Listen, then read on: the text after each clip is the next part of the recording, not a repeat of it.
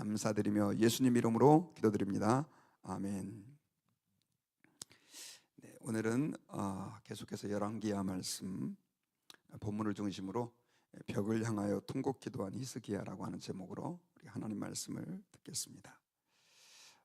가장 위대한 일 기도라고 하는 책을 쓰신 그 이규현 목사님이 이런 얘기를 하셨더라고요. 실패하지 않으려고 너무 노력하지 마십시오. 완벽하게 하려고 하지 마십시오. 하나님이 일하실 공간을 만들어 드리는 것이 믿음입니다. 오히려 실수를 통해서 더 크고 놀라운 일을 하나님은 행하실 때가 많습니다. 플러스 알파의 역사를 만들어내시는 하나님의 손에 맡기고 우리는 기도하면 됩니다. 아마 성도들 가운데는 완벽주의 좀 성향을 가지신 분들이 계실 겁니다. 저도 좀 약간 완벽주의 성향이 좀 있어요. 이 말씀을 책을 이렇게 읽는데 굉장히 위로가 되더라고요. 실패하려고 너무 노력하지 말아라. 완벽하려고 하지 말아라. 우리가 실패하고 실수하고 또 넘어지는 그 공간에 하나님이 일하신다라고 하는 내용의 역사입니다. 그런 것 같아요. 우리가 너무 잘 나가면 내가 잘해서 잘난 줄 알고 또 하나님 앞에 주님의 은혜라고 말하지만은 그것이 내 운명이라고 생각하는 그런 경향들이 죄악된 우리의 심령 안에 있는 것 같습니다. 때로는 고통이 닥치고 실패가 우리에게 찾아오고 내가 극복할 수 없는 문제가 생길 때 우리는 그때서야 손을 들게 되죠. 하나님, 나는 아무것도 아니군요. 주님이 제 삶의 주관자이시군요 라고 고백을 하면서 그제서야 하나님을 바라보는 일들이 참 많습니다. 그러니까 우리의 삶에 때로는 실패가 있고 또 고난이 있고 넘어짐이 있어도 우리에게는 그것이 저주가 아니라 은혜가 되는 기회가 된다는 것을 여러분들이 믿으실 수 있기를 주님의 이름으로 부탁드립니다. 히스기야는 지금까지 여러분 얘기를 쭉 들어보면 거의 완벽한 사람이었습니다. 다윗 이후로 히스기야 같이 신실하게 하나님을 바라본 왕이 별로 없었어요. 그는 그 선대 왕들이 행하지 못했던 수많은 종교 개혁들을 이루어서 하나님께 엄청나게 칭찬을 받았고 또 위기 때마다 하나님께 나와서 기도하는 그런 신실한 왕이었습니다. 여러분, 저는 목사인데도 기도한다는 것이 저에게 참 그렇게 쉬운 일만은 아닙니다. 그런데 일국의 왕이, 모든 권세를 가지고 있었던 왕이 겸손하게 하나님께 문제가 생길 때마다 찾아나가서 기도한다, 이건 쉽지 않은 거죠. 백성들로 하여금 하나님을 향하게 한다, 이거 결코 쉬운 일이 아닙니다. 그런데 히스기야는 그렇게 살았어요. 그런데 그에게 엄청난 위기가 닥칩니다. 제가 지난번에도 언뜻 설명을 드렸는데 아수르가 두 번에 걸쳐서 남쪽 유다를 침공해 오는데 한 번은 BC 701년이고 또 한 번은 BC 699년입니다. 두 번에 걸쳐서. 그리고 히스기야가 왕으로 등극했을 때는 이미 북쪽 이스라엘은 BC 722년에 아수르에 의해서 먹히고 나라가 없어져 버렸어요. 그리고 자기의 선대 왕 때부터 그들은 아수르에게 조공을 바쳐야 되는 거의 속국이라고 말할 수 있는 그런 상태에 있었습니다. 히스기야가 왕위에 오른 것은 그의 나이 25세였었어요. 나름대로 잘해보려고 하나님 앞에 기도하면서 매달리면서 그렇게 나라를 잘 이끌어 갔는데 문제는 아수르가 드디어 이제 BC 699년이죠. 군사를 이끌고 46개의 성읍을 다 점령해버리고 예루살렘을 포위한 상태가 돼버린 것이죠. 그런데 정확한 시기가 그때인지는 아닌지는 잘 모르겠지만 오늘 본문에 나오는 그 히스기야가 병든 시간이 아마 그때의 어간으로 보여지는데 자기가 또 병도 든 거예요. 병이 들었어요. 근데 이 병이 그냥 뭐 감기라든가 독감 정도 혹은 어디 뭐 좀 아파가지고 부러졌거나 다친 정도가 아니라 죽을 병에 걸린 겁니다. 오늘 성경 20장 1절에 보면 히스기야가 병들어 죽게 되매, 죽을 병에 걸린 거예요. 여러분, 우리 인생에 있어서 나는 하나님 앞에 좀 제대로 했는데 왜 하나님 내게 이런 고난이 닥칩니까? 이럴 때가 있죠. 분명히 히스기야가 아마 그 질문을 하나님 앞에 할 수밖에 없었을 거예요. 그는 나름대로 열심히 하나님을 위해 살았는데, 왕으로서 주님을 신실하게 경외하면서 살았는데 왜 이런 고난이 닥쳤습니까, 하나님? 라고 물어볼 수 있는. 그런데 그 상황에서 또 선지자 이사야가 찾아와가지고 그래도 하나님이 너의 그 모든 삶을 보셨기 때문에 네 병을 고쳐주실 것이다. 이렇게 말씀하면 좋은데 절망적인 예언까지 듣습니다. 뭐라고 듣느냐면요, 이사야가 그에게 이르되 여호와의 말씀이 너는 집을 정리하라. 네가 죽고 살지 못하리라. 자, 집을 정리해라. 너 죽을 것이다. 근데 여러분, 제가 이 연대를 좀 이렇게 측정해 가지고 히스기야의 나이를 계산해 봤거든요. 근데 히스기야는 성경에 보면 25세의 왕이 돼 가지고 29년간 다스렸어요. 그러니까 히스기야가 죽은 나이가 성경에 의하면 54세입니다. 제가 지금 54세거든요. 54세에 히스기야가 죽었어요. 근데 여러분 아다시피 히스기야는 기도해서 생명을 15년 연장받았잖아요. 그러니까 54세에서 15년을 빼면 지금 히스기야의 나이가 몇 살이에요? 39살이에요. 39살. 39살의 젊은 나이에 이제 죽을 병이 걸린 겁니다. 그리고 히스기야의 상황은 더 암담했던 게 후사를 이을 왕이 이 당시에 없었어요. 히스기야 뒤이어 왕이 된 왕이 므낫세 왕인데 므낫세는 12세의 왕이 됩니다. 그러니까 히스기야가 병고침을 받고 15년을 더 살았으니까 그 병 들었던 시점으로 계산하면 히스기야에게는 후사가 없었던 거죠. 므낫세는 그 뒤에 3년 뒤에 태어나서 12세에 히스기야가 죽고 왕이 된 것입니다. 안타깝지만 이제 므낫세는 그 유다의 또 최악의 왕 중에 한 사람이 됐죠. 그러니 한번 생각해 보세요. 자기 뒤를 대를 이을 왕은 없죠.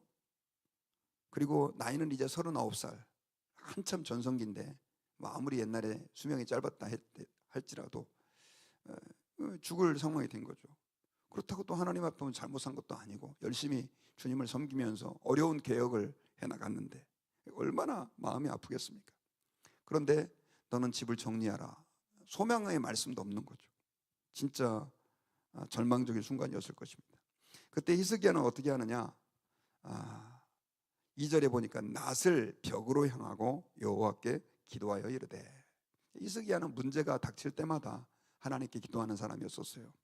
근데 여기 보니까 특징이 낫을 벽으로 향했다. 벽을 향해서 기도를 한 거죠. 예전에 저희도 그렇지만 이렇게 기도원에 가면 벽을 향해서 이렇게 무릎을 꿇고 기도하는 사람들 꽤 많이 있었는데 보니까 성경에 이제 히스기야가 했던 기도죠.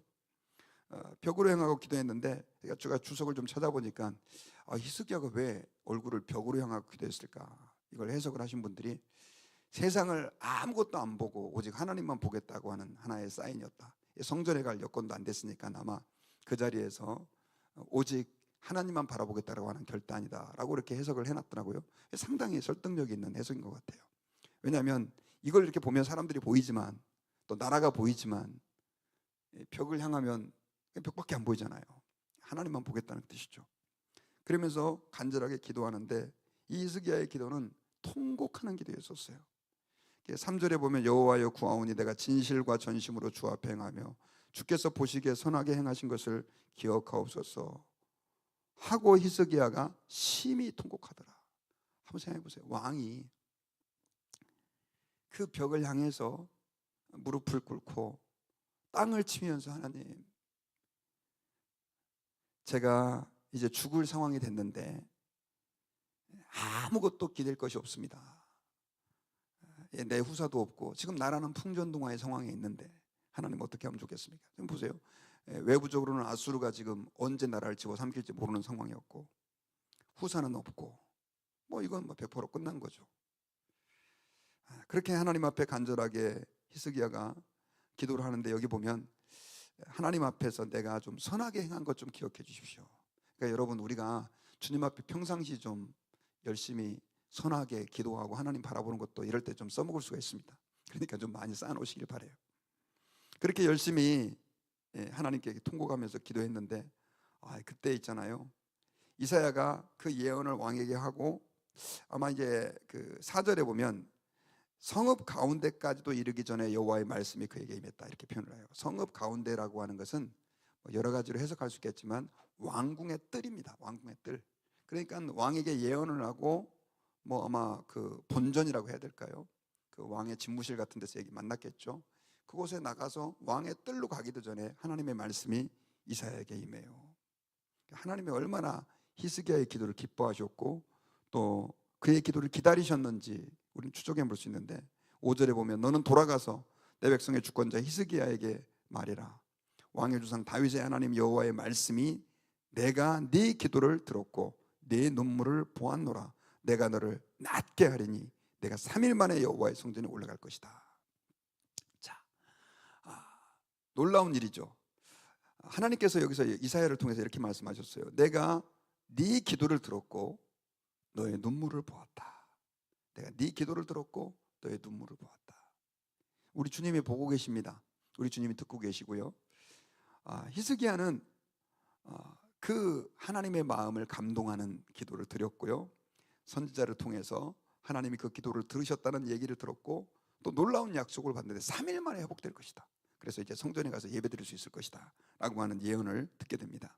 그러면서 내 날을 15년을 연장시켜 줄 것이고 또 아수르 왕의 손에서 구원할 것이다. 와, 히스기야의 벽을 향한 통곡 기도는 모든 문제를 일시에 다 해결해 버렸어요. 아수르의 그 위협, 자신의 질병의 문제까지 가장 자신의 심각했던 문제를 다 해결해 주신 거죠. 그러면서 생명을 15년 연장해 주시고, 여러분들 아까 말씀드렸지만 그 이후에 2년 뒤에 아들이 태어나요. 그러니까 왕의 후사까지 생겨나니까 얼마나 히스기야에겐 큰 축복이었는지 모릅니다. 그러면서 하나님께서 내가 내 종을 다윗을 위함으로 또 나를 위해서 이 예루살렘 성을 보호하겠다라고 하는 그런 놀라운 약속도 주십니다. 그리고 이사야가 그 무화과 반죽 있잖아요. 무화과 그 피그 추리라고 그러죠. 무화과 나무의 그 열매를 가져다가 그걸 상처에다가 이렇게 발라요. 실제로 여러분 그 고대에는 뭐 약이 별로 없었기 때문에 그 종기라든가 궤양을 치료할 때 이 무화과를 사용하기도 했다고 합니다. 그런데 여러분 뭐 그동안 왕이 그런 거 안 써봤겠어요? 다 써봤는데도 불구하고 소용이 없었겠죠. 소용이 없었는데 하나님께서 그 무화과를 바르게 함으로 결국 그 무화과를 통해서 상처가 낫는 역사가 일어나게 돼요. 이 성경에 이렇게 기록되어 있다고 그래가지고 또 여러분 아프다고 무조건 무화과만 갖다 바르고 그러면 되는 거 아닙니다. 마치 예수님께서 땅에 침을 뱉어갖고 진흙을 실명했던 맹인에게 발라주시고 실로암 못에 가서 씻으라 그러니까 나섰잖아요. 아픔 못 보는 분이 눈 진흙 붙인다고 다 낫는 게 아닌 것처럼 주님이 그 과정을 통해서 도구로 써주신 것이죠. 그렇게 하니까 얼마나 감사해요. 그런데 이 히스기야 입장에서는 징표가 궁금했죠. 하나님 그러면 좀 확실한 징표를 좀 제게 보여주세요. 좀 이게 진짜 제가 낫는 건 맞는 겁니까? 아마 주님에게 좀 그 말에 대한 확증을 얻고 싶었던 것 같아요. 그랬을 때 이사야가 그 너희 집에 보면 그 너희 이 왕궁에는 그 일용포가 있다. 일용포가 뭐냐면 해시계입니다. 해시계.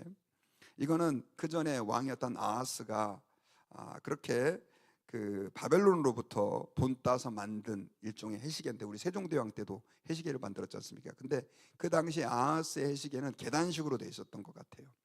그런데 그걸 가지고 해시계가 조금 더 빠르게 앞으로 가게 만들어 줄까요? 아니면 뒤로 물러가게 해줄까요? 라고 묻는 거죠. 해는 보통 앞으로 진행을 하는 방식이었으니까 해시계는 이때 히스기야는 앞으로 가는 건 다 할 수 있는 거니까 뒤로 물러가게 해주십시오 라고 그래가지고 해시계가 뒤로 태양이 10도가 뒤로 물러가는 기적적인 역사가 일어나게 돼요. 할렐루야. 얼마나 놀랐습니까? 여호수아 10장에 보면은 여호수아가 그 아얄롯 전투에서 그 많은 사람들을 물리치기 위해서 결국 하나님께 기도했더니 해가 종일토록 지지 않고 머물러 있었던 것 같은 그런 기적이 이 히스기야에게 일어납니다. 제가 어렸을 때 어쩔 때는 그 나사에 근무했던 어떤 사람이 이걸 컴퓨터로 찾아냈다 막 이런 얘기들이 많이 돌았는데 그거 다 거짓말입니다. 이렇게 믿지 마시고 성경을 드러내는데 뭐 그건 좋지만 이거는 과학적으로 찾을 수는 없는 거예요. 성경은 과학적으로 증명이 안 되는 내용도 많습니다. 그러나 우리는 이것이 전 분명한 히스기야에 보여주셨던 확실한 징조고 또 세상을 어떻게 그렇게 했는지는 잘 모르지만 그러나 하나님께서 행하셨다고 믿습니다. 어쨌든 이 기적을 통해서 히스기야는 치유를 경험하고 하나님 앞에서 병에서도 나음받고 아수르에게서도 구원받고 삶의 모든 문제가 해결이 되는 그런 엄청난 축복을 경험했죠. 여러분 이 사실을 통해서 아까 저는 서두에 말씀드렸던 정말 어떻게 말하면 탁월한 왕이었던 그 히스기야에게 정말 감당하기 어려운 문제가 생겼을 때 히스기야는 기도했을 때 그는 이 모든 고통을 극복하고 하나님 앞에서 오히려 또 자기의 믿음을 돌아볼 수 있는 성숙의 기회가 되고 하나님의 능력을 체험하는 그런 기회가 됐던 것을 우리가 성경을 통해서 봅니다. 그러므로 여러분, 저는 저와 여러분들의 삶에 때로는 고통이 닥치고 또 문제가 있고 아픔이 있고 어려움이 있어도요, 너무 절망하지 마시기를 주의 이름으로 축원합니다. 왜냐하면요, 주님이 그 모든 문제를 통해서, 고통을 통해서 하나님의 살아계심을 더 드러내시고요, 제가 참 좋아하는 성경 구절 중에 하나가 다윗이 고백했던 것처럼 사망의 음침한 골짜기에도 주님이 함께 하신다는 거죠. 오히려 우리는 평상시에는 잘 모르죠. 그런데 고통의 때, 아픔의 때 주님이 나와 함께 하시는 걸 더 세밀하게 경험할 수 있는 때가 된다는 것입니다. 그럼 어떻게 그 고통의 때 우리는 좌절하지 않고 극복할 수 있느냐? 그것은 벽을 향하고 기도하는 거죠. 벽을 향하고 기도했다 그래가지고 실제로 가서 벽을 향해서 기도하는 것도 나쁘지 않습니다. 저는 그건 좋은 기도에 도움이 되는 하나의 행동인 것 같아요. 근데 이 말은 아까 한 주석학자가 해석했던 것처럼 세상 것들을 의지하지 말고 하나님만 의지하라는 거죠. 하나님만 의지함을 통해서 그 과정을 통해서 하나님은 하나님의 살아계심을 더 깊이 많이 체험케 해준다는 겁니다. 저는 이렇게 요즘에 젊은 세대들을 보면서 젊은 세대들이 이렇게 믿음이 없을까 그런 생각들이 들 때가 좀 많이 있어요. 근데 많은 경우 우리 옛날에 기성세대, 저희 어려울 때 있잖아요. 제가 어렸을 때만 해도 정말 어려울 때였잖아요. 먹을 것도 많지 않고 그런 때였는데 그러다 보니까 하나님만 바라볼 수밖에 없었던 거죠. 너무 풍성하니까 하나님을 잘 안 바라보게 되는 것 같아요. 그런 관점에서 지금 젊은 세대를 볼 때 제가 이런 생각이 들어요. 이렇게 잘 먹고 잘 사는 게 축복만은 아니구나. 왜냐하면 기도해야 될 이유가 없는 거죠. 그러니까 우리에게 때로는 기도 제목에 남아있다는 게 여러분들 축복인 줄을 믿으시기를 주의 이름으로 축원합니다. 고통이 온다는 거예요. 좀 싫어도 아픔이 있어도 그건 우리에게 축복이 될 수 있었다는 거예요. 성경에 나오는 굵직굵직한 사건들은요, 전부 다 고통과 깊은 관계가 있습니다. 이스라엘 백성들이, 특별히 포로로 끌려갔던 백성들이 그 페르시아의 수상궁에 있을 때 그 모르드게의 그 어떤 하나님을 향한 믿음의 정절, 그 행동 때문에 그 수산성에 있는 사람들이 다 죽음을 당할 위기에 처해졌잖아요. 하만 때문에. 근데 그 두려움, 위기, 어떻게 말하면 포로로 끌려가 사는 것도 힘든데 발버둥 치며 살아보려고 했는데 갑자기 그냥 어느 날 갑자기 유대인들을 다 죽이라고 하니 12월 13일이죠. 불임절. 얼마나 백성들이 힘들었겠어요. 그걸 이기게 해줬던 게 뭐예요? 에스더의 금식 기도와 백성들이 하나님께 매달리면서 간절하게 기도했던 그 기도인 거죠. 저는 그 기도를 통해서 그들이 하만을 처단하고 다시 이스라엘 백성들이 회복됐다는 것도 있지만 그들은 이 타국에서 살면서도 하나님이 우리를 돌보고 계시는구나 하는 것들을 그들이 느끼는 복된 기회가 됐을 거라고 믿습니다. 여러분, 저도 제 목회를 이렇게 돌아봤을 때 정말 수많은 어려움들이 있었어요. 그리고 지금도 어려움이 싫습니다. 그리고 앞으로도 또 어려움을 당하겠죠. 그런데 이렇게 돌아보니까 그 어려움의 순간들이 될 때마다 가장 많이 하나님을 바라봤던 것 같아요. 잘 먹고 잘 살고 잘 될 때는 하나님께 감사한다고 하지만 그게 좀 간절하지 않잖아요. 그런데 그 고통의 순간에는 정말 하나님을 간절히 찾았던 것 같아요. 그러면서 하나님께서 부어주시는 은혜가 저를 지금까지 이끌어오게 했던 것 같아요. 여러분들도 마찬가지일 겁니다. 여러분들의 삶 속에서 때로는 병이 들 때, 또 일이 안 풀릴 때, 이해할 수 없는 고통이 올 때, 억울한 소리를 들었을 때, 또 자녀들이 내 마음대로 잘 안 될 때, 참 이것저것 생기는 그 문제들, 내 손으로 미치지 않는 그런 문제들 있을 때, 여러분, 저는 여러분들께 추천드립니다. 벽을 향해 기도하십시오. 세상을 바라보지 마시고, 히스기야가 그 왕임에도 불구하고 얼마나 그가 동원할 수 있는 힘이 많습니까? 그런데 하나님은 다 차단하시잖아요. 오직 하나님만 바라보게 하시는 그 상황, 이거는 축복의 상황이었다는 걸 기억하시고 하나님 앞에서 기도할 때 주님이 그 상황을 축복으로 바꿔주시는 것들을 여러분들도 경험하고, 비록 내 삶은 세상 사람들처럼 그렇게 화려하지 않아도 주님을 더 깊이 느끼고 그 주님과 동행할 수 있다고 한다면 그 인생은 복된 인생인 것을 기억하시고 소망 가운데서 살아가시며 아무리 큰 어려움에도 절대 굴복당하지 않는, 오히려 그 어려움 속에서 더 주님을 깊이 만나고 성장하는 기회가 되는 저와 여러분들이 되시기를 주의 이름으로 축원합니다. 기도하겠습니다. 하나님 고맙습니다. 오늘 말씀을 통해서